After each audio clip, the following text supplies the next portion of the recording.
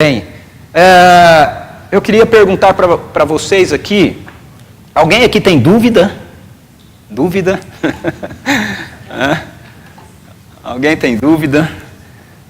Já teve dúvida? Está com dúvida em relação a alguma coisa, alguma realidade? Dúvida é uma dimensão que faz parte da nossa existência como seres humanos, ok? É impossível a gente viver a nossa vida nesse planeta, nessa terra, nesse sistema que a gente vive sem lidar com a realidade da dúvida, ok? A dúvida, ela está para nós, assim como a fé também existe na nossa dimensão. Tem tipos de dúvidas diferentes. Por exemplo, tem dúvidas simples. Dúvidas simples são aquelas que você tem no seu dia a dia, como, por exemplo, quando você acorda e você tem que decidir que camisa que você vai vestir, né? Que roupa que você vai colocar, qual a gravata que vai combinar melhor com o terno que você vai ter que usar, né? Qual o sapato que você vai escolher. Isso são dúvidas simples, né? O que você vai fazer para o almoço. Isso é uma dúvida e é uma dúvida simples, ok? Tem dúvidas mais complexas. Por exemplo, Deus existe? A gente não está perdendo tempo fazendo essas coisas que nós estamos fazendo aqui? Algumas pessoas acham que nós estamos perdendo tempo. Será que realmente tem vida depois da morte? Eu devo me casar? Eu devo permanecer solteiro? Nós devemos ter filhos? Isso são dúvidas mais sérias.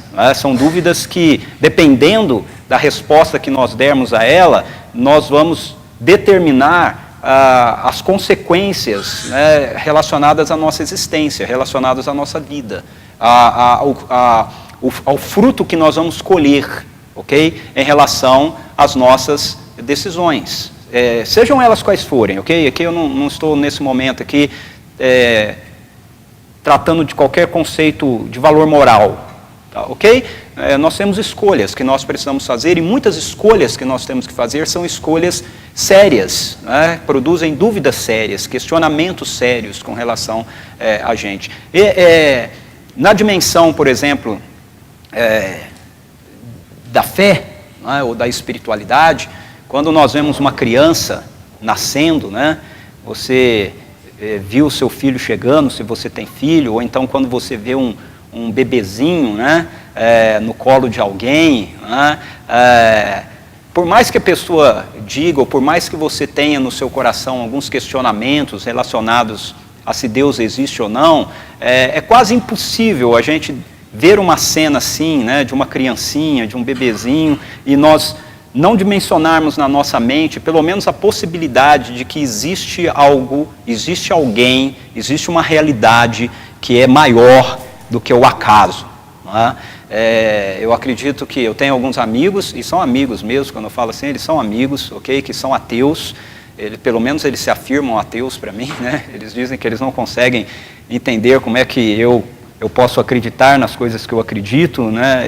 E ao mesmo tempo ser uma pessoa que pensa e reflete, né, com eles. Mas mesmo entre esses meus amigos, esses contextos, essa situação de né, que eu descrevi aqui, de uma criança, de um bebê, de um recém-nascido, eles falam, olha, uma situação assim até leva a gente a pensar se realmente não existe um ser, né, que controla, né, todas essas coisas.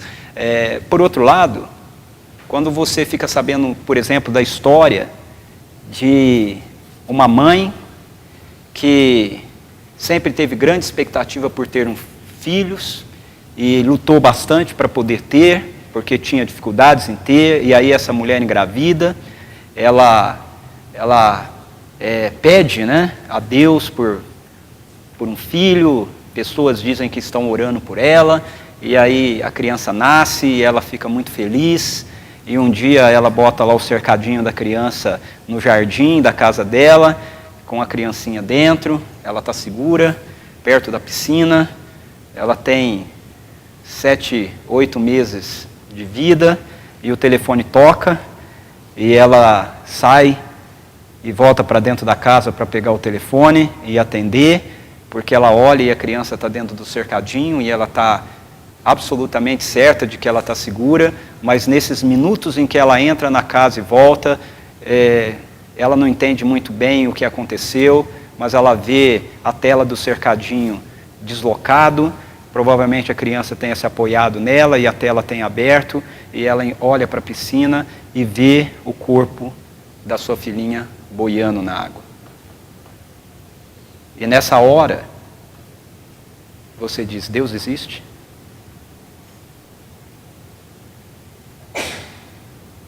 Será que Ele existe? Porque Deus me deu um filho tão esperado e agora me tirou o filho assim? Por que Deus não colocou a mão? Por que Ele não impediu que a tela abrisse? Por que Ele não fez alguma coisa? Por que um anjo não me avisou? Dúvidas.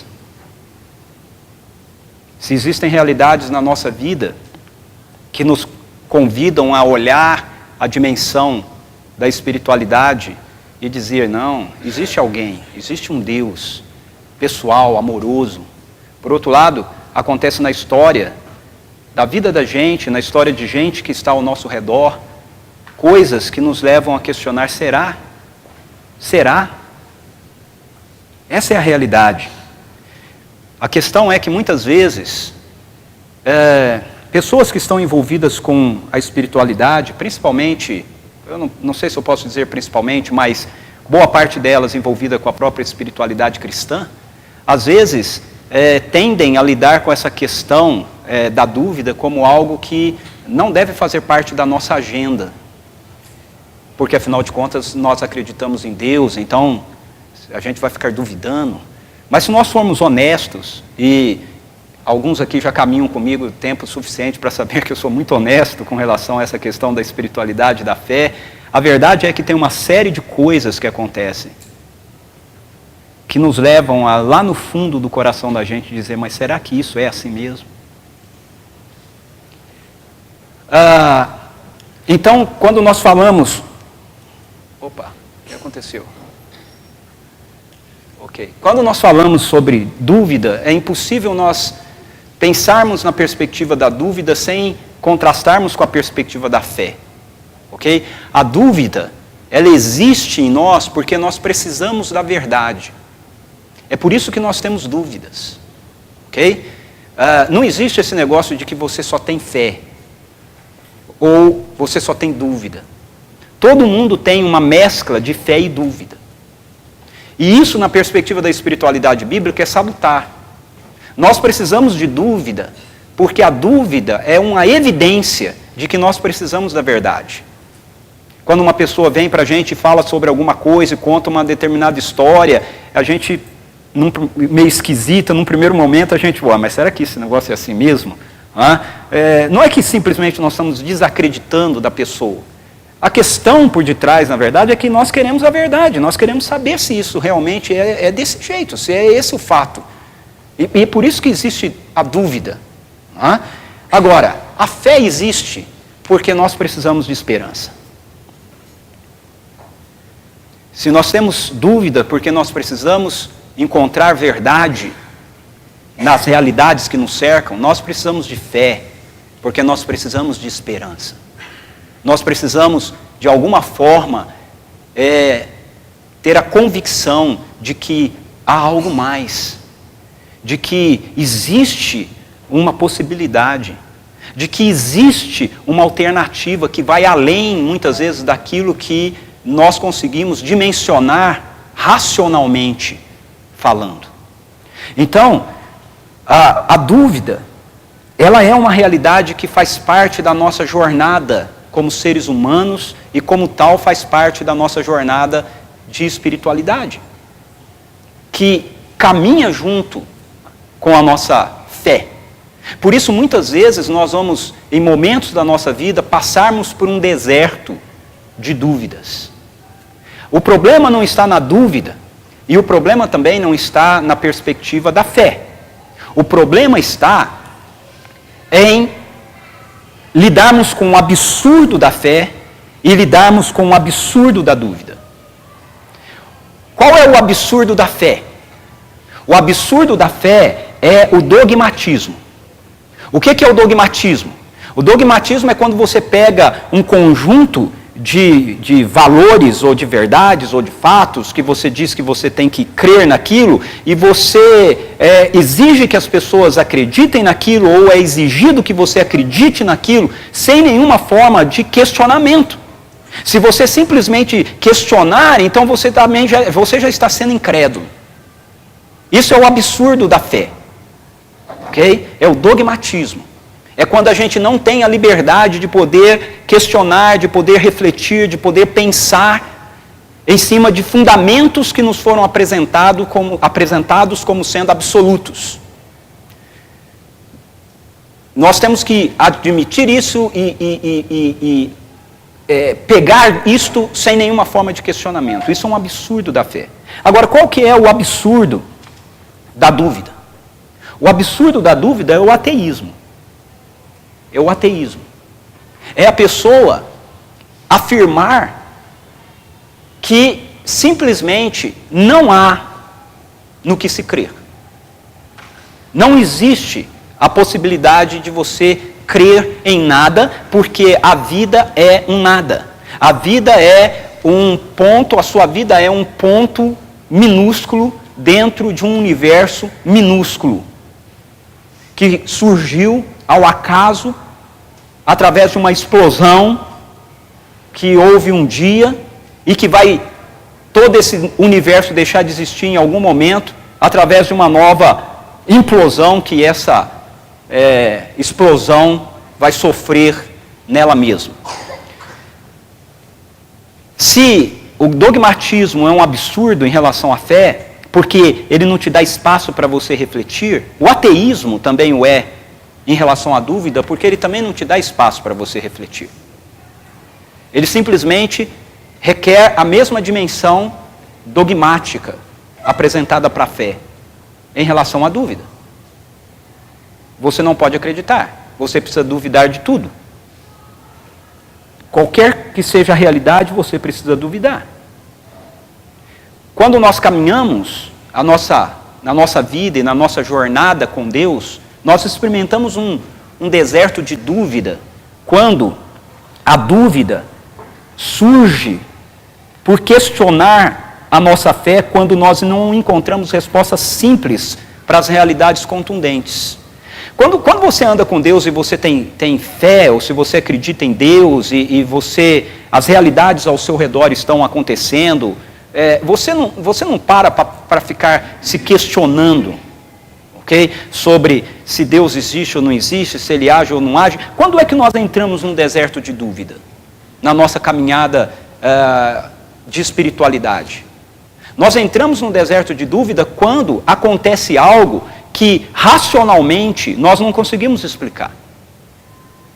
Como a história que eu contei aqui, né, da menina. Nós não sabemos dizer por que Deus deixou isso acontecer. Então a dúvida surge para questionar a nossa fé quando nós não encontramos respostas simples para essas realidades contundentes da vida. E particularmente, eu não consigo viver uma espiritualidade que seja simplista. Eu não consigo viver uma espiritualidade onde eu olho para as circunstâncias da vida e as pessoas, diante das mais diversas situações, as pessoas querem dizer para mim ou querem afirmar para mim, não, você tem que aceitar, porque isso é assim mesmo. Porque Deus quis assim. É a história lá dos amigos de Jó. Como assim Deus quis assim? E aí a gente fica com medo, muitas vezes, de questionar isso, achando que se a gente estiver questionando, então a gente está sendo contra Deus, né? Mas veja, Deus nos dá espaço na nossa caminhada com Ele para termos dúvidas. E muitas circunstâncias e situações na nossa vida, na verdade, nos empurram para esse deserto de dúvida. E nesse momento da nossa vida, nós podemos também nos encontrarmos com Deus. Eu quero compartilhar com você um pouco a história de um homem que teve dúvidas. O nome desse homem é Moisés. Eu não sei quantos de vocês já leram a história de Moisés, mas ela está lá em Êxodo. Se você quiser abrir a sua Bíblia, lá em Êxodo, no capítulo 1, você começa a conhecer a história de Moisés. Eu vou resumi-la rapidamente para você aqui, para chegar aonde eu quero com ele, ok? Moisés, ele foi um filho, ele era um israelita, nascido, né, de uma israelita, e foi um filho criado pela filha do faraó. Foi um menino israelita, hebreu, adotado por uma egípcia de classe nobre. Isso acontece dentro de um contexto desses de dúvida, desses contextos absurdos que a nossa fé racional não consegue explicar. Por quê? Porque Moisés é uma criança poupada por Deus no meio de um infanticídio. Simplesmente o faraó acordou um dia se sentindo ameaçado pela nação dos hebreus, pela nação israelita que havia crescido muito, e diz assim: esse povo não para de crescer, e nasce muito menino, e a potencialidade daqui a pouco eles terem um exército poderoso e atacar-nos é muito grande, então nós vamos resolver esse negócio. Eles já são escravos, então a partir de hoje eu não quero mais escravo homem, só quero escravo mulher. E aí ele achou um decreto para que todos os meninos hebreus fossem mortos. E os soldados egípcios saíram matando tudo quanto é criança, menino. As crianças que nasciam morriam já logo após o parto, algumas eram obrigadas a abortarem, e outras crianças menores eram assassinadas pelos guardas egípcios, porque o faraó não queria mais que houvessem homens. E aí no meio de todo... Onde é que está Deus? Por que Deus não intervém nisso? E no meio de toda essa situação, então, nasce Moisés. E Deus poupa a vida de Moisés. De forma milagrosa. Porque ele resolve que ele vai usar Moisés para poder libertar o povo hebreu da escravidão egípcia. E Deus cuida de Moisés de forma natural e sobrenaturalmente. Ele cuida de Moisés naturalmente através da sua mãe, através da sua irmã, através da filha do faraó, mas ele cuida de Moisés sobrenaturalmente porque essa criança é pega após nascer e colocada dentro de um cesto de jume e liberada para ser levada pelo rio Nilo. Quando Moisés nasceu e a mãe tomou essa decisão, foi para poupar a vida dele, a lógica dela era mais ou menos assim: o meu filho vai morrer de qualquer forma, quem sabe se eu colocá-lo aqui no rio e deixar ele ir embora, alguém não o encontre e ele não sobreviva. Porque se ele ficar comigo, os soldados egípcios vão matá-lo. Então ela tem uma dúvida e ela faz uma opção de fé. E Deus está por detrás disso. E ele conduz aquele cesto de junco até as margens do Nilo, dentro do palácio da filha de Faraó. E ela encontra o menino. E aí ela cria o menino. Só que para criar o menino, ela precisa de uma ama de leite. E aí a filha, a irmã mais velha de Moisés, que vê a mãe fazendo isso, ela resolve seguir o cesto, né, para ver o que ia acontecer com o irmãozinho dela. E ela consegue chegar até o palácio. E ela vê, e quando ela vê que a filha do faraó pegou o menino, ela logo se apresenta e fala assim: escuta, eu conheço uma mulher que tem leite, mas não tem criança. E a filha de faraó sabia o que estavam sendo feitos pelos servos do pai dela. A senhora quer que eu a chame para que ela possa ser a ama de leite do seu filho? E ela concorda. Então, a própria mãe de Moisés recebe o filho de volta para criá-lo. E ele cresce com ela, juntamente com a sua mãe egípcia. Quando ele é desmamado, ele passa então a viver exclusivamente no palácio.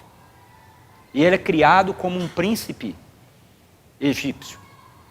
Mas dentro dele existe um sentimento de que há um propósito maior para a sua vida, para a sua existência. E quando ele está adulto, ele começa a se visualizar como um possível libertador dos hebreus, já que agora ele tem poder político na sua mão.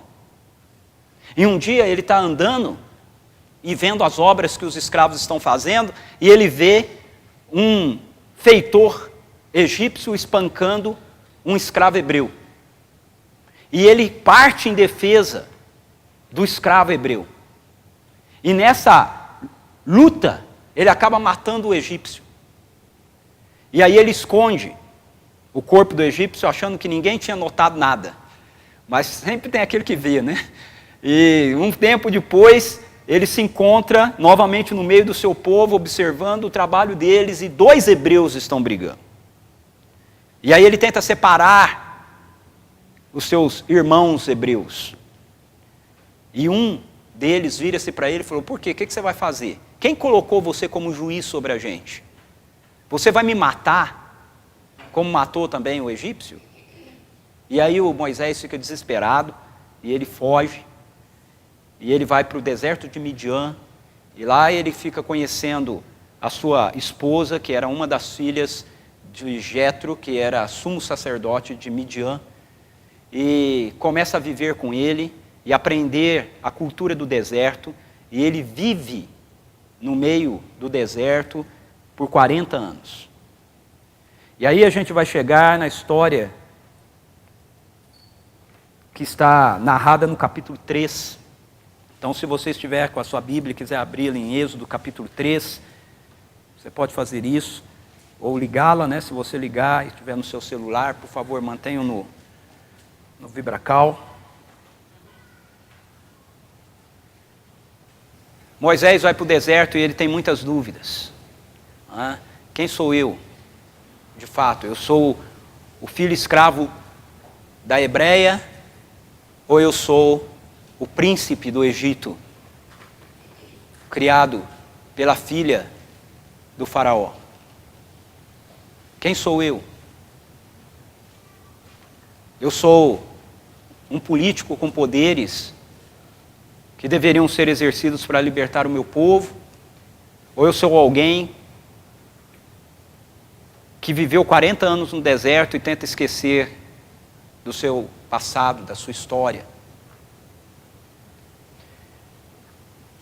Dúvidas de Moisés. Quais são as suas dúvidas? Quais são as nossas dúvidas?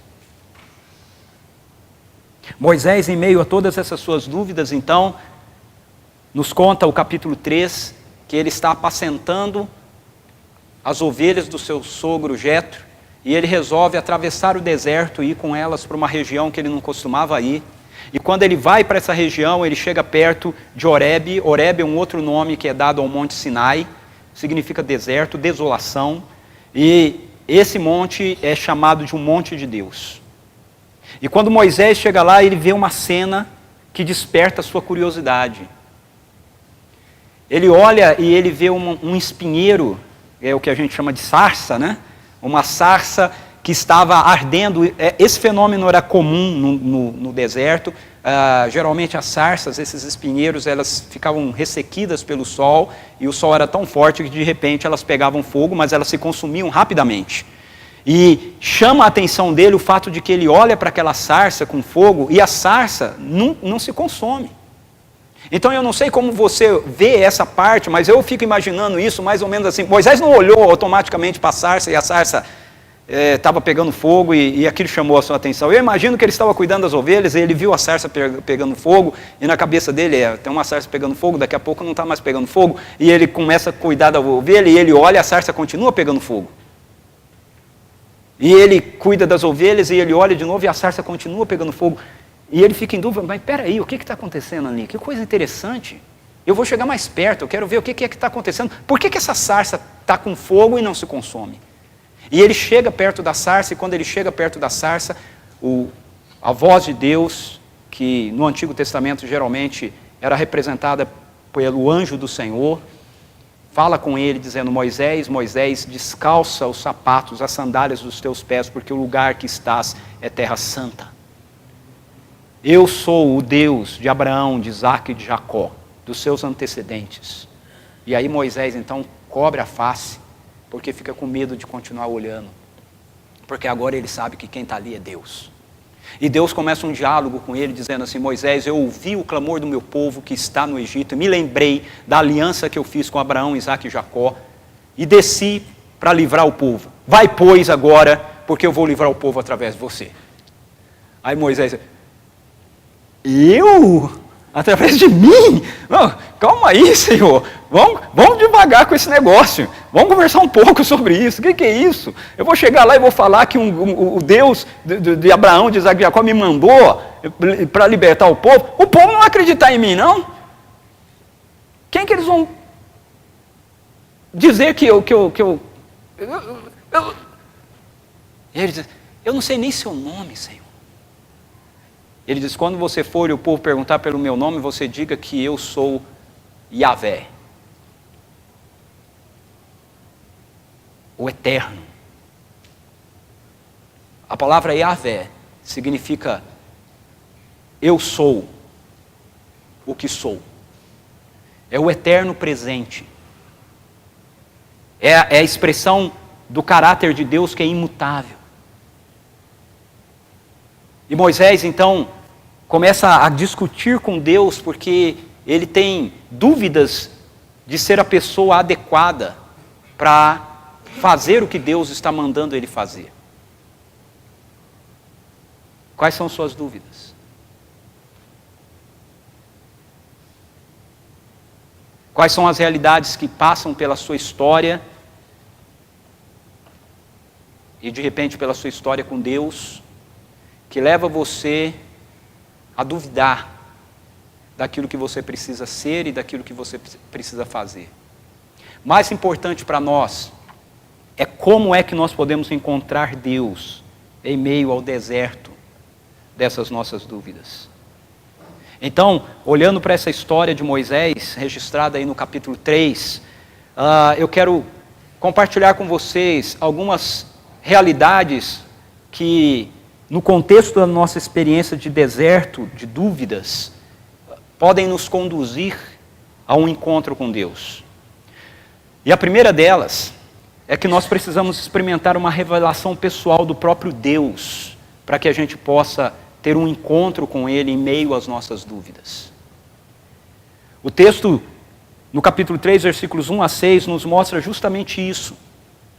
Moisés, ele sabe sobre Deus. Ele sabe a respeito do Deus dos seus antepassados. O texto diz assim: Moisés pastoreava o rebanho do seu sogro Jetro, que era sacerdote de Midian. Um dia levou o rebanho para o outro lado do deserto e chegou a Horebe, o monte de Deus. Ali o anjo do Senhor lhe apareceu numa chama de fogo que saía do meio de uma sarça. Moisés viu que, embora a sarça estivesse em chamas, não era consumida pelo fogo. Que impressionante, pensou.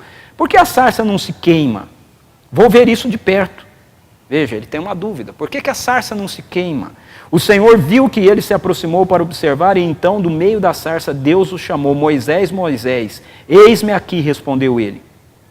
Então disse Deus: não se aproxime, tire as sandálias dos pés, pois o lugar em que você está é terra santa. Disse ainda: eu sou o Deus de seu pai, o Deus de Abraão, o Deus de Isaque, o Deus de Jacó. Então Moisés cobriu o rosto, pois teve medo de olhar para Deus. Eu sou o Deus do seu pai, eu sou o Deus de Abraão, eu sou o Deus de Isaque, eu sou o Deus de Jacó. Moisés sabia quem Deus era. Moisés tinha consciência intelectual sobre Deus. Todos os hebreus tinham. Isso era passado de tradição, de pai para filho, uma tradição oral. Todos eles contavam, todos eles falavam a respeito do Deus que chamou o seu antecessor, o seu antecedente, o seu patriarca Abraão, através do qual ele formou a grande nação dos hebreus. Então Moisés sabia quem Deus era, mas Moisés até então nunca havia tido um encontro com esse Deus. Uma coisa é nós sabermos sobre Deus, outra coisa é nós termos um encontro com esse Deus. Em meio às nossas dúvidas, para que nós possamos experimentar Deus, nós precisamos nos encontrar com Ele. No meio das nossas dúvidas, nós temos a possibilidade de nos encontrarmos, de ir além de saber sobre Deus e de nos encontrarmos em uma experiência com esse Deus. Por isso, é melhor expor uma dúvida honesta do que uma fé inconsistente. É melhor para a nossa espiritualidade expormos uma dúvida honesta do que uma fé inconsistente. Eu creio. Por quê? Porque eu creio. É melhor você dizer, não, eu não sei direito sobre isso, eu não estou certo como é que é essa realidade. Eu tenho dúvidas sobre algumas perspectivas. Ok, eu creio que Deus existe, que Ele é soberano e Ele é poderoso, mas eu tenho dúvidas sobre o porquê que é que Ele faz algumas coisas e parece que em relação a algumas situações Ele é tão presente, em relação a outras situações parece que Ele é tão ausente. Em meio à dúvida, somente um encontro com o próprio Deus é que pode nos sustentar. É o que aconteceu com Moisés. Moisés está vivendo 40 anos naquele deserto. 40 anos fugindo da sua história. 40 anos com uma dúvida cruel. Quem eu sou?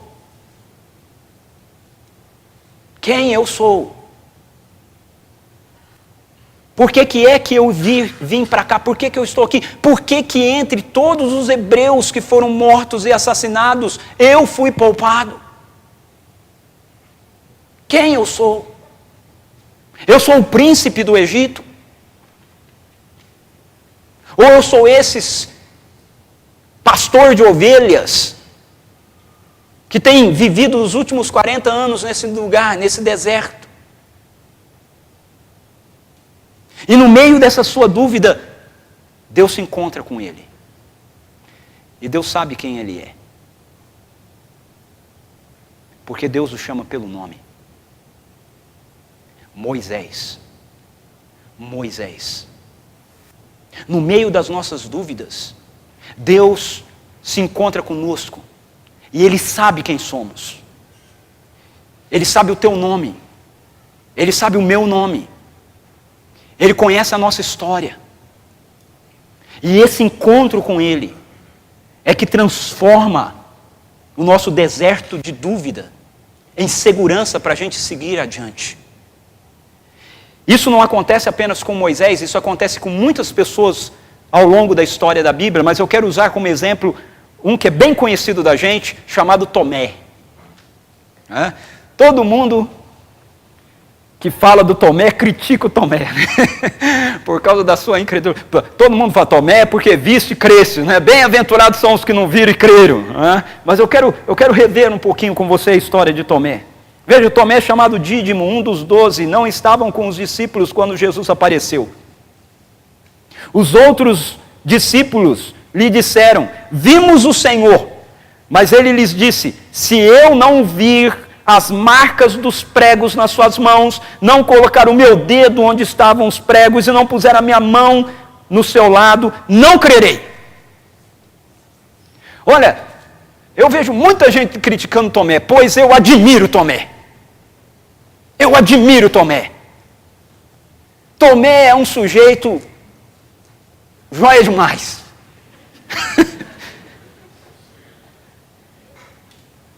Eu ia brincar, mas eu lembrei que eu não estou no Nordeste, né?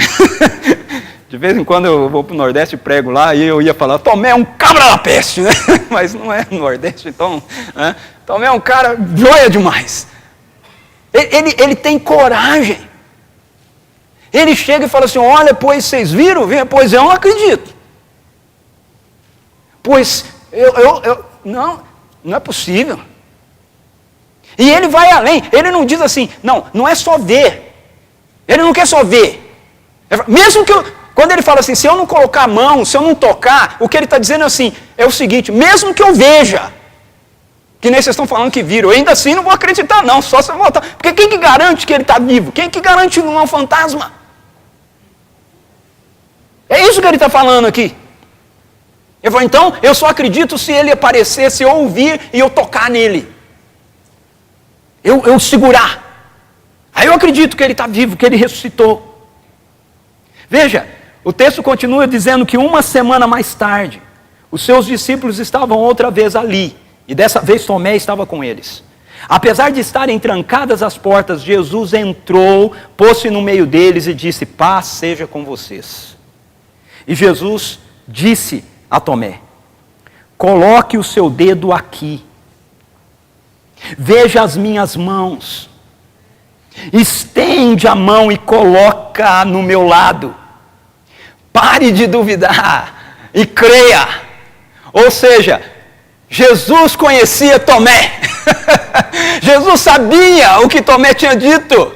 Jesus estava naquela sala. Ele não estava enxergando Jesus, mas ele estava ali e ele ouviu o que ele disse. Ele falou, tá bom, daqui uma semana eu vou lá e eu vou conversar com ele. E aí Jesus vai, se coloca no meio dele e diz, ok, Tomé, vamos lá, vamos fazer a prova, vamos fazer o teste. Só. Ele repreendeu, ele disse para Tomé, pare de duvidar e creia. Mas veja, diante disso, o texto diz assim, que Tomé disse-lhe, Senhor meu e Deus meu. Sabe por que eu coloquei aquela foto ali? Porque de acordo com o texto bíblico, ela não é verdadeira. Jesus aparece e diz para Tomé, ok, Tomé, você precisa tocar, então vem aqui. Põe as mãos nas minhas feridas, toque no meu lado, venha, toque em mim. Não foi isso que você disse? Que não bastaria ver? Você precisaria tocar? Toque em mim.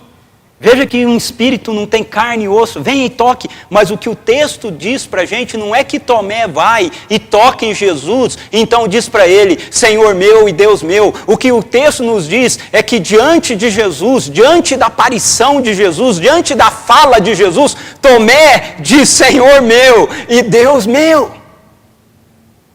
E Jesus vira-se para ele e diz, porque viste e creste, mais bem-aventurados serão aqueles que não viram e crerão. Mas Tomé tem a experiência da dúvida que o leva a um encontro.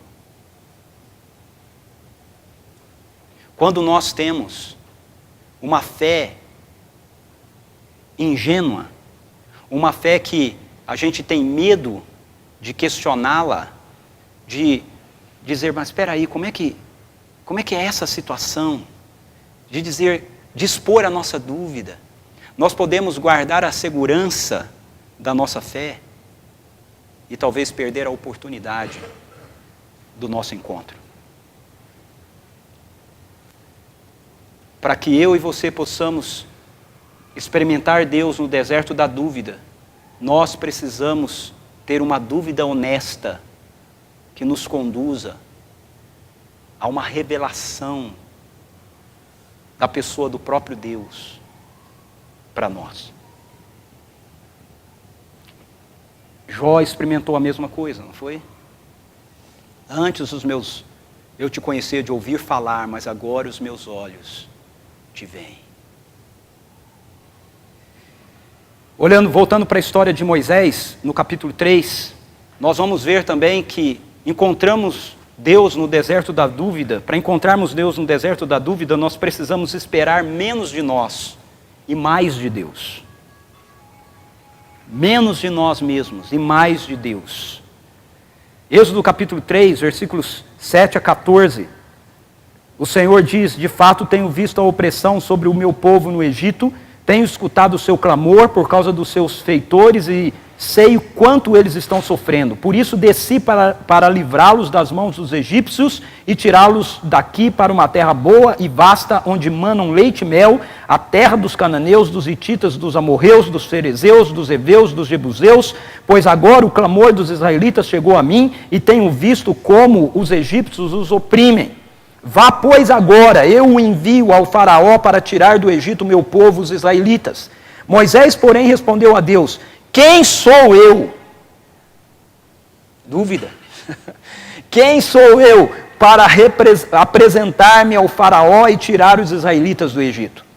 Deus afirmou, eu estarei com você. Esta é a prova de que sou eu quem o envia. Quando você tirar o povo do Egito, vocês prestarão culto a Deus neste monte. Moisés perguntou, quando eu chegar diante dos israelitas, o que vou lhes dizer? E lhes disser, o Deus dos teus antepassados me enviou a vocês, eles me perguntarão qual é o nome dele. Que lhes direi? Dúvidas. Disse Deus a Moisés, eu sou o que sou. É isso que você dirá aos israelitas, eu sou, me enviou a vocês. Moisés tem dúvidas. E Moisés tem dúvidas porque Moisés olha mais para ele do que para Deus. No meio das nossas dúvidas, nós nos encontramos com Deus quando a gente olha menos para nós mesmos, quando a gente espera menos de nós mesmos e nós esperamos mais de Deus. A dúvida geralmente está baseada na nossa limitada compreensão de buscar respostas apenas na perspectiva intelectual.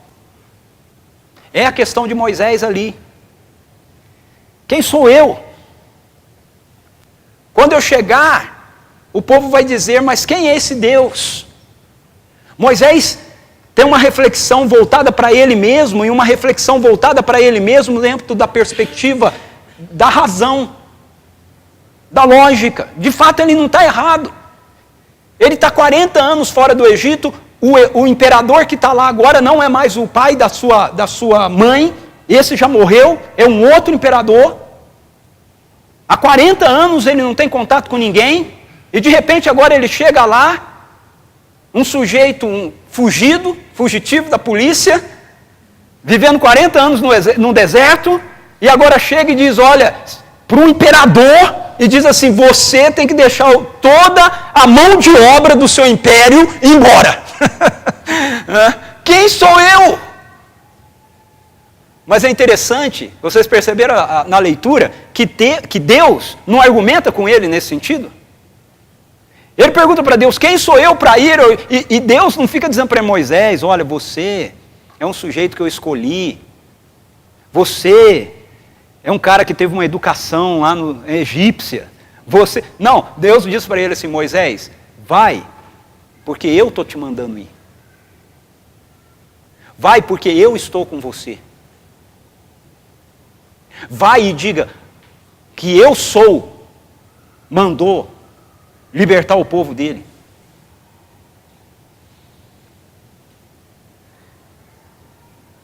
Existe nas nossas dúvidas essa dimensão de nós termos sido uma geração construída a partir da arrogância do iluminismo.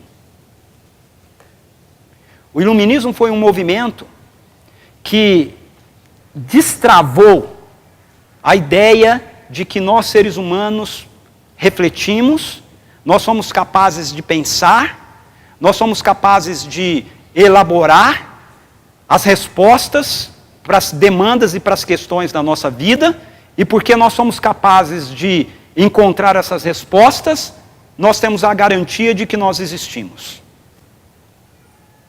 É a célebre frase de Descartes, né? Penso, logo existo.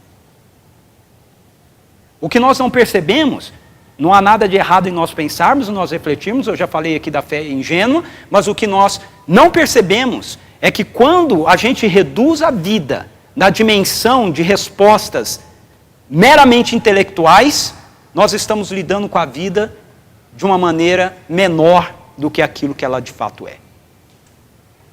E a dimensão das nossas dúvidas, na maioria das vezes, passam por aí.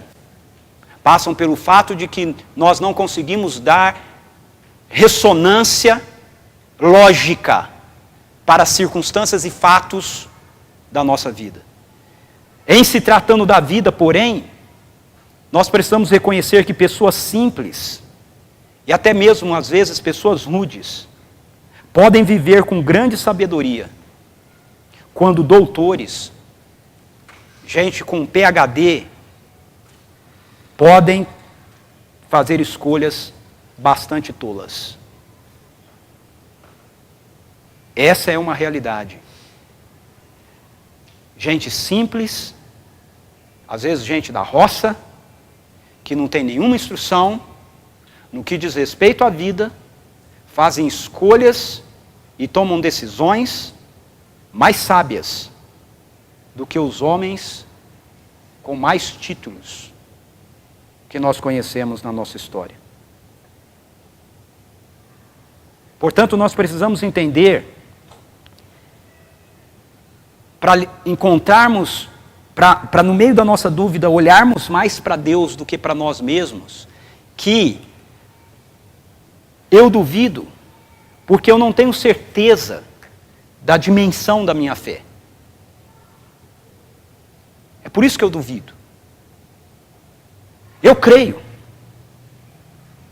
Mas eu duvido, crendo, porque eu não tenho realmente certeza de quanto eu creio.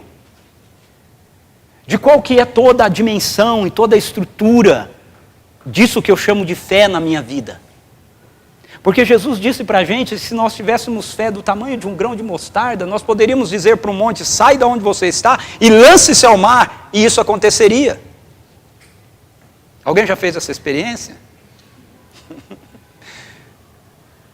Acho que a maioria de nós somos como a história daquele camponês, né, que tinha um monte que ficava entre a casa dele, uma vista linda que dava para o rio, e quando ele foi na igreja e ouviu o pastor pregando sobre você ter fé, do tamanho de um grão de mostarda, e dizer para o monte sair e lançar-se ao mar, que ele ia obedecer, antes de dormir chegou lá e falou, montanha, você está me atrapalhando, em nome de Jesus, sai daí. E foi dormir, no dia seguinte ele acordou, levantou, abriu a janela, e quando ele deu de cara, ele assustou, regalou o olho e viu que a montanha estava no mesmo lugar. E pensou consigo mesmo, eu sabia que esse negócio não ia dar certo. Essa é a dimensão da nossa fé. A gente diz, é assim, tá bom, então eu faço. Mas eu faço dizendo, mas será que é assim? Será que é desse jeito mesmo? Agora eu creio. Apesar dessa dimensão diminuta da minha fé, que me leva a duvidar, eu creio, porque eu tenho certeza da dimensão da fé que Jesus Cristo tem. Ele não duvida de nada. É por isso que eu creio.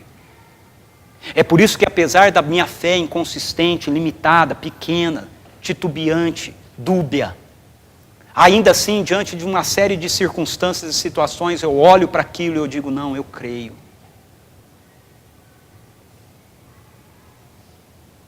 Porque eu estou confiando na fé que Jesus Cristo tem. Não na que eu tenho. Talvez uma história lá do Novo Testamento possa nos ajudar a entender isso que eu estou dizendo. Certa vez Jesus, a história está em Marcos capítulo 9, versículos 14 a 24, ele está num monte orando com 3 dos seus discípulos, e ele fica 3 dias naquele monte, e depois ele desce, e quando ele desce ele encontra com outros dos seus discípulos, e um monte de mestres da lei, mestres religiosos, batendo boca com os discípulos, discutindo com eles, e Jesus vê aquele tumulto, e ele chega e quer saber o que está acontecendo. Chega para botar a ordem na casa, né? O que está acontecendo aqui? Aí, o pai de um menino que tinha um problema de possessão demoníaca, um demônio assassino que queria destruir a vida do seu filho, chega para ele e fala assim, mestre, eu tenho um filho que é acometido desde novo por um demônio que quando toma, tenta matá-lo, lançando na água, lançando no fogo, eu trouxe para os seus discípulos expulsarem-no e eles não conseguiram. E Jesus então vira-se e diz assim, ó geração incrédula, até quando eu vou ter que suportar vocês? Até quando eu vou ter que ficar aqui no meio de vocês? Cadê o menino? Traga-o. E aí eles trouxeram o menino para ele, o pai trouxe o menino para ele, e o pai diz, olha, se o senhor pode me ajudar, se o senhor pode fazer alguma coisa, por favor ajuda-me, por favor faça. E Jesus então responde para ele, se podes, disse Jesus, tudo é possível àquele que crê. Agora, a gente lê isso e nem sempre a gente para prestar atenção na conversa, né? Quem é que crê aqui? De quem que Jesus está falando? Jesus está falando dele. Porque a pergunta, o questionamento do pai do menino é o seguinte, se o senhor pode alguma coisa, se podes fazer alguma coisa por mim, por favor ajuda-me. E aí Jesus diz assim para ele, se podes, ou seja, se eu posso, tudo é possível para aquele que crê. Jesus está dizendo, eu sei o que eu posso fazer, eu creio naquilo que eu posso fazer. Eu sei quem sou. E aí, o pai do menino, tomado por essa fala de Jesus, replica imediatamente, creio. Ajuda-me na minha incredulidade. Ou seja, o que ele está pedindo para Jesus é, olha, eu tento crer. Eu quero crer. Eu digo que eu creio. Mas na hora H a montanha não sai. Então se o Senhor crê do jeito que o Senhor está falando que crê, por favor, ajuda a minha incredulidade. Creia por mim. Faça por mim. E Jesus expulsa o demônio. Porque nessa história, o princípio é o mesmo de Gênesis 3. Olhar menos para você mesmo e olhar mais para quem Deus é. Em meio às nossas dúvidas, para que a gente se encontre com Deus, não é para nós mesmos que nós temos que ficar olhando. Não é olhar cada vez mais para você e dizer, não, mas eu preciso crer mais, não, mas eu preciso acreditar mais, não, mas eu preciso ter mais fé. Não, é dizer, Senhor, ajuda-me na minha incredulidade. Eu não posso. Eu creio, mas não creio. Eu não consigo. Mas o Senhor pode. O Senhor sabe quem o Senhor é, o Senhor sabe o que o Senhor pode fazer. É a história de Moisés. É o que Deus está fazendo com Moisés. Moisés, não é para você voltar para lá olhando para você, é para você voltar para lá olhando para mim. Olhe menos para você e olhe mais para mim. Não tem a ver com você, tem a ver comigo. E por fim, para que nós possamos experimentar Deus em meio ao deserto da nossa dúvida, nós precisamos nos apegar aos recursos da sua graça. Em Êxodo capítulo 4, continuando um pouquinho para frente a história de Moisés, nos versículos 1 a 17, a gente tem esse diálogo de dúvida contínuo de Moisés com Deus, aonde Deus vai ajudando Moisés a olhar menos para ele e olhar mais para Deus. E quando você olha menos para você e olha mais para Deus, então você começa a perceber que existem recursos da graça de Deus que estão disponíveis a nós no deserto das nossas dúvidas. O texto diz assim, Moisés respondeu, e se eles não acreditarem em mim, nem quiserem me ouvir e disserem, o Senhor não lhe apareceu. Moisés está cheio de dúvida, como é que o povo vai reagir a essa história? Nem eu estou acreditando direito nisso. Então o Senhor lhe perguntou, que é isso que você tem na sua mão? E Moisés, os pastores que cuidavam de ovelhas, geralmente eles tinham um cajado, que era um pau grande, assim, grosso, com uma curvatura, que eles usavam para se defender as ovelhas de animais e também para tirá-las de buracos e essas coisas todas assim. E ele olha e diz assim, e ele tem essa vara, esse cajado, ele diz, uma vara, respondeu ele. Disse o Senhor, jogue-a no chão. Moisés jogou, e ela se transformou numa serpente. Moisés fugiu dela. Mas o Senhor lhe disse, perdi aqui. Aqui. Mas o Senhor lhe disse, verso 4, estenda a mão e pegue-a pela cauda. Moisés estendeu a mão e pegou a serpente, e essa se transformou numa vara em sua mão. Gente, esse texto, ele é cômico demais. E ele demonstra para a gente como tem essa mescla de Moisés crer e duvidar. O que é isso que você tem na mão? É uma vara. Joga no chão. Ele joga, ela vira uma cobra. Aí o texto diz que Moisés sai correndo, porque a cobra está correndo atrás dele. E a cobra vem, e ele corre para lá, e corre para cá, e a cobra correndo atrás dele. Mas de repente Deus fala assim, pare e pegue pela cauda. Aí olha que coisa doida. Ele está com medo da cobra, ele está correndo da cobra, porque a cobra está correndo atrás dele. Aí Deus manda ele parar e pegar pelo rabo, ele para. E pega pelo rabo. Agora, qualquer um sabe que você vai pegar uma cobra, você tem que pegar pela jugular dela, né? Incrédulo, mas crente. Incrédulo, mas com fé. Incrédulo, mas dizendo, se é Deus que está falando, eu vou arriscar. E aí o texto continua dizendo que Deus diz para ele colocar a mão. Verso 6, disse-lhe mais o Senhor, coloque a mão no peito. Moisés obedeceu e colocou a mão no peito, por dentro da túnica. E quando ele tirou, ela estava leprosa. Parecia neve. Para você ter uma visão mais ou menos do que é, sabe aquela frieira que dá assim no meio dos dedos de vez em quando? Já teve frieira assim? Fica tudo esbranquiçado, né? A pele saindo e você tem que passar lá um vodolzinho, né? Botar lá um remedinho. A mão de Moisés inteira estava daquele jeito. E aí Deus disse para Moisés, coloca de novo. E aí? A primeira vez tudo bem, a minha mão está aqui bonitinha, certinha, saradinha. Aí eu boto dentro e quando eu tiro está tudo estragada. Mas agora ela está estragada. E eu vou botar em mim de novo? Tocar no meu corpo com ela outra vez? Coloque de novo. E Moisés obedece, ele coloca. E quando ele tira, a mão está restaurada.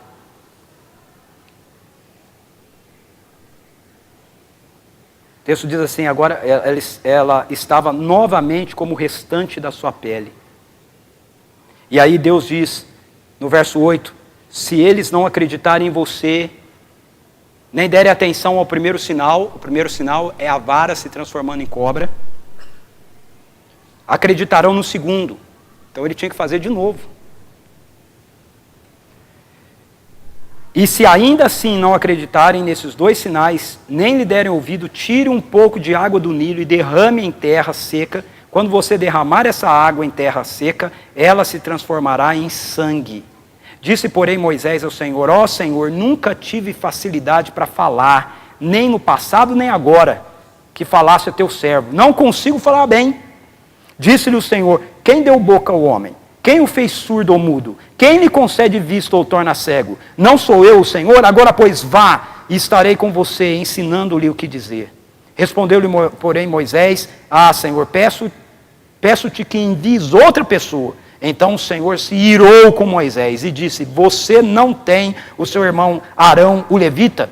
Eu sei que ele fala bem, ele já está vindo ao seu encontro e se alegrará ao vê-lo. Você falará com ele e ele dirá o que deve ser dito.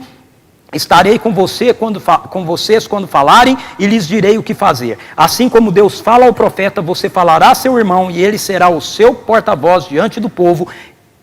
E leve na mão esta vara, com ela você fará os sinais miraculosos. Moisés está cheio de dúvidas. E o que Deus oferece para Moisés lidar com suas dúvidas são recursos da sua graça. Ele diz, Moisés, eu não só vou estar com você, mas eu estando com você, o meu poder vai estar à sua disposição e ele vai te favorecer. E é interessante se você observar a conversa, que em nenhum momento, o texto diz que Deus fica bravo com Moisés, né? Mas quando ele fica bravo com Moisés, ele fala para Moisés assim, chamarão. Em nenhum momento, no diálogo do texto, você vai ver Deus bravo com Moisés, ou irritado com Moisés, ou angustiado com Moisés, porque Moisés está duvidando. A dúvida não é um problema para Deus. A dúvida era um problema para Moisés. A dúvida não é um problema para Deus, mas ela pode ser um grande problema para nós, quando fazemos dela o recurso final das nossas ações. Veja, não há nenhum problema para Deus em nós termos dúvidas, mas existe um grande problema quando nós transformamos a dúvida na filosofia da nossa vida. E nós vivemos em uma época assim. Nós vivemos em uma época onde a dúvida é privilegiada e a fé é contestada. Essa é a nossa geração. É dito a respeito da dúvida de que ela é sincera e da fé de que ela é ingênua. Não é verdade? Você não ouve as pessoas dizendo, não, mas fulano tem uma dúvida ingênua. Não, fulano tem uma dúvida sincera. E a fé é ingênua. Tanto que eu usei esses conceitos aqui. É difícil você ouvir alguém dizer, não, mas essa pessoa tem uma fé sincera. Porque a nossa cultura é essa cultura da dúvida. Essa ideia de que nós não podemos acreditar em nada, nós temos que duvidar de tudo, quem diz que é assim, quem garante que é assim. Mas veja, a dúvida está para a fé como a escuridão está para a luz. E como a enfermidade está para a saúde. Ou seja, só existe dúvida porque há fé. Se não houvesse fé, não teria dúvida. Só existe enfermidade porque há ausência de saúde. A enfermidade se define por ausência de saúde, mas saúde não se define meramente por ausência de enfermidade. Você não é uma pessoa saudável só porque você não está tendo nenhuma doença nesse momento. Ser saudável tem mais do que a ver com o fato de você não estar com uma determinada doença. Tem a ver com todo um estilo de vida, com todo um cuidado que a gente desenvolve em relação ao nosso estilo de vida, a nossa forma de nos alimentarmos e exercitarmos e etc. E aí quando nós temos uma enfermidade, a ausência de saúde. Então a dúvida está para a fé, assim como a enfermidade está para a saúde, assim como a escuridão está para a luz. A escuridão é a ausência de luz. Ela só existe em relação à realidade da luz. Eu quero citar um pensamento de Les Newbin. Les Newbin foi um teólogo inglês. Ele já faleceu. Ele diz assim: a dúvida é útil por algum tempo. Se Cristo passou uma noite angustiado em oração, se ele clamou na cruz, meu Deus, por que me abandonaste? Com certeza, é permitido duvidar. Mas precisamos seguir em frente. Escolher a dúvida como filosofia de vida é semelhante a escolher a imobilidade como meio de transporte. É o que está acontecendo com Deus e Moisés. Moisés, você tem que andar. Você tem que voltar para o Egito. Você tem que dar continuidade à sua vida. Faz 40 anos que você está parado nesse deserto. Meu amado irmão, irmã, amigo e amiga, há quantos anos você está parado em alguma realidade da sua vida por causa de uma dúvida que você tem? Há quanto tempo?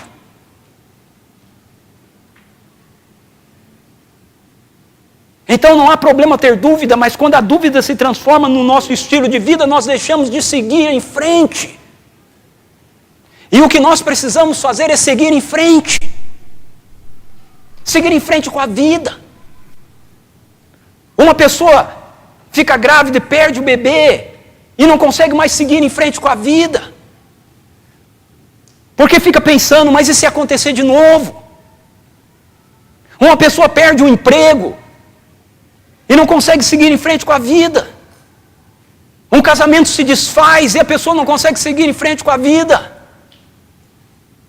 Um desencontro acontece num relacionamento e a pessoa não consegue seguir em frente com a vida porque ela tem uma dúvida, mas e se acontecer de novo? E se eu não for acolhido? E se eu não for bem recebido? E se eu não for amado? E se eles não me aceitarem? E se eles não me ouvirem? E se eles não me entenderem? São todas as dúvidas de Moisés. E Deus está dizendo para ele: Moisés, segue em frente. Segue em frente. Há uma diferença agora, você se encontrou comigo. Olhe para mim. Use dos meus recursos. Então como é que nós seguimos em frente? Nós seguimos em frente como Moisés. Nós seguimos em frente sabendo que Deus está conosco. E que isso implica em nós contarmos com a sua graça. É assim que a gente segue em frente, mesmo em meio ao deserto da dúvida. Esse é um ponto que vai além da lógica racional. A gente precisa entender que a fé contém realidades que vão além das evidências racionais e lógicas da nossa cabeça. Deixe-me usar um exemplo para você. Imagine que você está numa situação lá no seu time, você é o técnico, ok? E Você está no final do campeonato. E esse campeonato vai se definir agora com cobrança de pênalti. Jogaram lá os 90 minutos e jogou mais os 30 minutos de acréscimo e tudo vai se definir nos pênaltis. E agora você tem aquele tempo para reunir os seus atletas, os seus jogadores, para definir quem é que vai bater, quem são os caras que vão bater os pênaltis.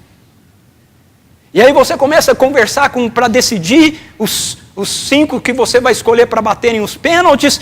E aí você começa a ouvir de cada um, e aí, gente, você sabe que para bater pênalti você tem que estar com uma preparação psicológica também, e você tem que, escolhe 4 e agora você está faltando 1 para você fechar a sua lista.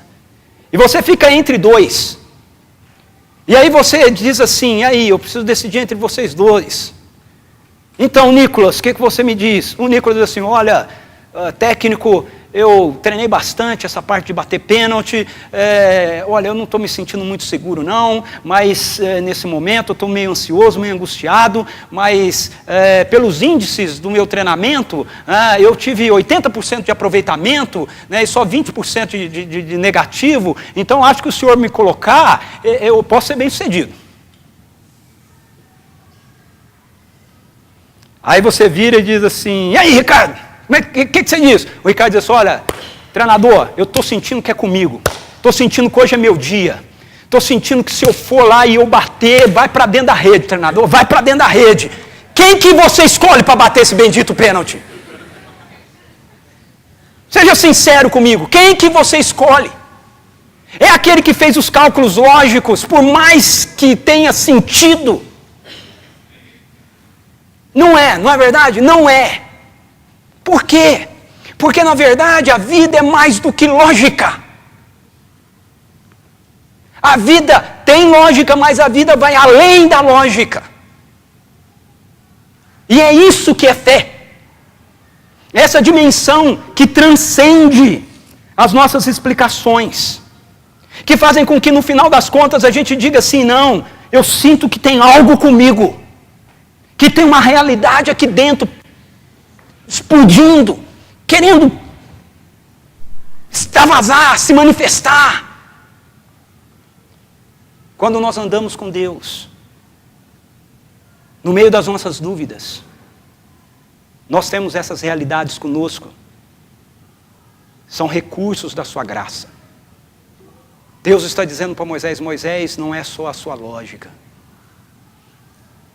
Tem a ver com quem eu sou. Tem a ver com eu estar com você. E tem a ver com o que eu posso fazer através de você. Encerrando, os recursos da graça incluem o próprio Evangelho. O Evangelho é chamado nas Escrituras de o Evangelho da graça. Ele tem a ver com essa realidade de que a nossa vida com Deus está garantida não por causa do que você faz, não por causa do que eu faço, não porque nós tentamos ser bons, não porque nós somos religiosos, mas porque Deus um dia, na eternidade, tomou a decisão de não abrir mão da minha vida e da sua vida. Ele tomou a decisão de nos amar apesar de nós. E Ele resolveu demonstrar isso para mim e para você, se tornando um de nós em Cristo Jesus, vivendo uma vida que eu e você não conseguimos viver, tendo uma fé através de Jesus que eu e você não podemos ter, morrendo numa cruz, no meu lugar e no seu lugar, e ressuscitando ao terceiro dia para nos dar da vida dEle, para que essa vida dEle possa então fluir de nós. Isso é o Evangelho. O Evangelho não tem a ver com religião, o Evangelho tem a ver com Deus, o Evangelho não tem a ver com o que eu tenho que fazer, o Evangelho tem a ver com o que Deus fez em Cristo Jesus por nós. Um outro recurso da graça é a presença de Deus, o Espírito Santo conosco. O Deus que disse para Moisés, eu vou com você. É o Deus que através de Jesus Cristo disse assim, eu estarei com vocês todos os dias. Todos os dias, até a consumação dos séculos. E Ele faz isso através da presença do Espírito Santo de Deus, do seu Espírito em nós e entre nós. E um outro recurso da graça inclui os dons poderosos do reino de Deus que chegou com Jesus Cristo. A ressurreição de Jesus abriu a realidade de um novo reino que eu e você começamos a experimentar. Uma nova dimensão, novas realidades, que são vividas ainda nessa realidade de um mundo desconectado, de Deus, marcado pelas dúvidas, mas que ao mesmo tempo já pode experimentar varas virando cobras, mãos se tornando leprosas e depois sendo curadas, realidades que transcendem a nossa explicação. A Bíblia chama isso de dons do Espírito. Então, nós encontramos Deus em meio às nossas dúvidas, quando nós reconhecemos que precisamos parar de olhar para nós mesmos e humildemente obedecermos aquilo que a palavra de Deus nos diz. É o que Moisés faz no final. Ele simplesmente vai. E qual é a certeza que ele tem? Nenhuma. É risco. No final das contas, ele resolve arriscar. No final das contas, ele resolve dizer, ok, vamos ver se esse negócio é do jeito que Deus está dizendo e não do meu jeito. E no final das contas, isso é assim para mim e para você. E por isso nós precisamos terminar hoje com a seguinte questão. Você quer experimentar?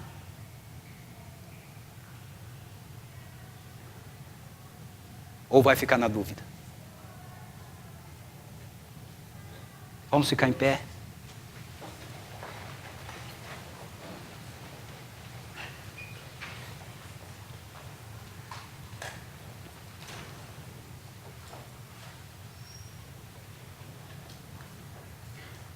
Eu quero orar.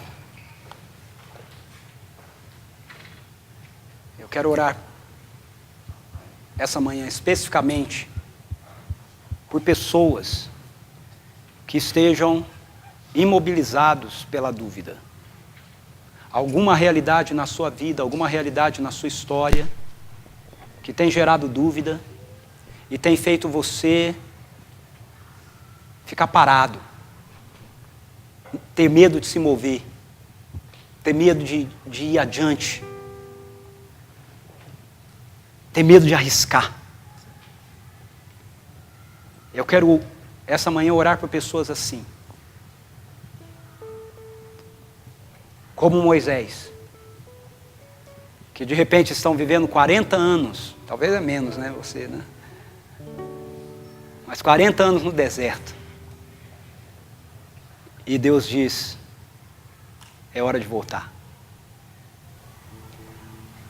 Qual é a realidade na sua vida que Deus está dizendo para você?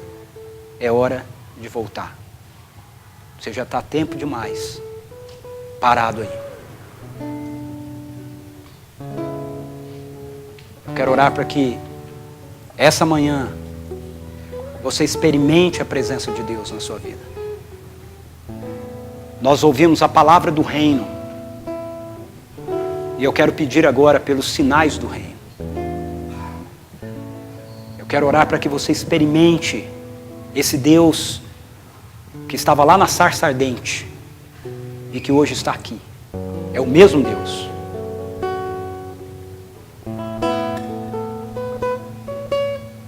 Que ao experimentá-lo você consiga olhar mais para Ele do que para você mesmo. E pedir que Ele libere os recursos da graça que sejam necessários para te fazer andar de novo para a vida. Vamos orar? O pessoal vai cantar aqui alguma coisa e eu quero convidar você a sair do seu lugar e vir aqui para frente para eu poder orar pela sua vida, ok? Se isso tem a ver com você, saia do seu lugar e venha para cá. Eu quero orar com você, eu quero orar por você. Mais de ti, Santo Espírito. Mais de ti, Senhor. Mais de ti, Senhor. Vem, Santo Espírito de Deus. Vem sobre nós, vem sobre esse lugar. Senhor, glórias, glórias. Santo Espírito de Deus, revele-se aqui, revele-se para esses queridos amigos, irmãos, irmãs, amigas, como tu se revelaste a Moisés, revele-se aqui, revele-se aqui.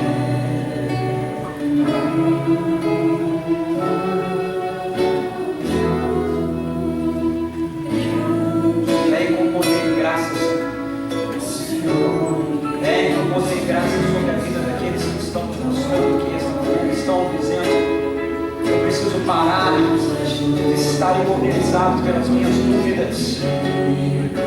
Eu preciso seguir adiante. Oh Deus, encha, Senhor, com a sua vida. Libera os recursos da tua graça, Senhor, sobre a vida desses amados e amadas, aquilo que eles precisam receber, aquilo que eles precisam ter para ir adiante.